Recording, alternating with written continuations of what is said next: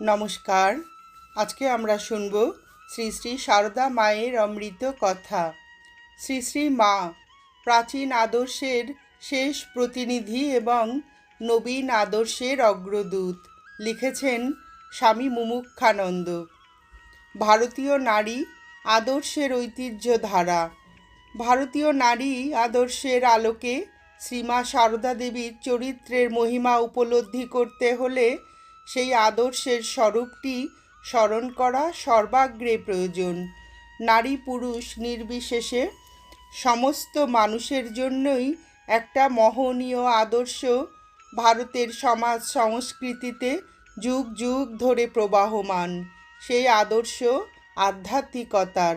সনাতন ভারতীয় নারী আদর্শের প্রতিমূর্তি শ্রীমা সারদা দেবী।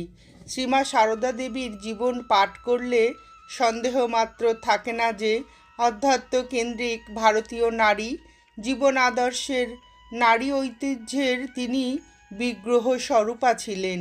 তিনি পবিত্রতা স্বরূপিণী, ক্ষমারূপা তপস্বিনী, পতিনিষ্ঠায় রামকৃষ্ণগত প্রাণা, তন্নাম শ্রবণ প্রিয়া এবং সর্বোপরি নিখিল জগৎ মাতা।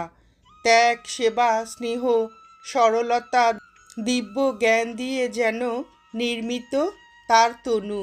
অতএব শারীরিক কঠোরতা এবং অসচ্ছলতার মধ্যে যখন দক্ষিণেশ্বরের অপ্রশস্ত নহবতে তিনি দিন কাটাচ্ছেন, তখন উপনিষদের মৈত্রীর মতো ধনপতি লক্ষ্মীনারায়ণ নিবেদিত বিপুল অর্থ বিনম্র দৃঢ়তায় অকাতরে ত্যাগ করেছেন।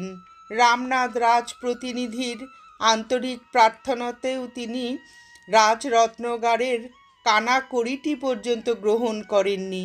ঠাকুর শ্রীরামকৃষ্ণদেবের দেহত্যাগের পর নিদারুণ দারিদ্র্যের মধ্যে পতিত হয়েছেন। কামারপুকুরে স্বহস্তে শাক বুনেছেন, লবণ জোটেনি, শুধু দুটি ভাত সিদ্ধ খেয়ে দিনাতিপাত করেছেন। গাঁট দেওয়া ছিন্ন বস্ত্র পরিধান করেছেন, কিন্তু স্বামীর নির্দেশ অমান্য করে একটি পয়সার জন্য কখনো কারোর কাছে হাত পাতেননি। অপরকে নিজ অভাবের কথা ঘুণাক্ষরেও জানতে দেননি। পরবর্তীকালে অর্থ বা জাগতিক ব্যবহার্য বস্তু তার কাছে বহু এসেছে, সেসব তিনি অকাতরে বিলিয়েছেন। আর বিলিয়েছেন হৃদয় উজাড় করে জগতের মানুষকে, ইতর প্রাণীকুলকেও অপার্থিব স্নেহ ও সেবা যত্ন। সামর্থ্যের অধিক